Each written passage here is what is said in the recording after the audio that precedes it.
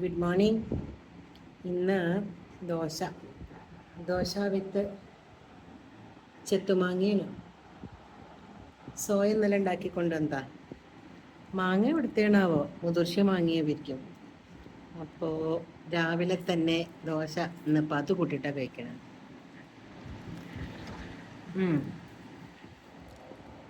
വേണമെങ്കിൽ ഇത്തിരി ഉപ്പാവാം എനിക്ക് കേട്ടോ. എനിക്ക് ഇത്തിരി ഉപ്പ് പ്രധാനിയാണ്.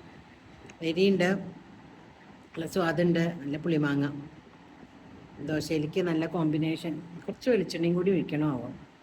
രാവിലെ തന്നെ കൊതിപ്പിക്കൽ സുഖിച്ചില്ലേ? അപ്പോൾ have a nice day with dosa and ചെത്തുമാങ്ങ. ആൻഡ് ഇന്നലെ ചായ ഉണ്ടാക്കിയതിൽ ബാക്കിയാണ്, അതൊന്ന് ചൂടാക്കി. ഒന്നും കളയരുത് കുട്ടികളെ.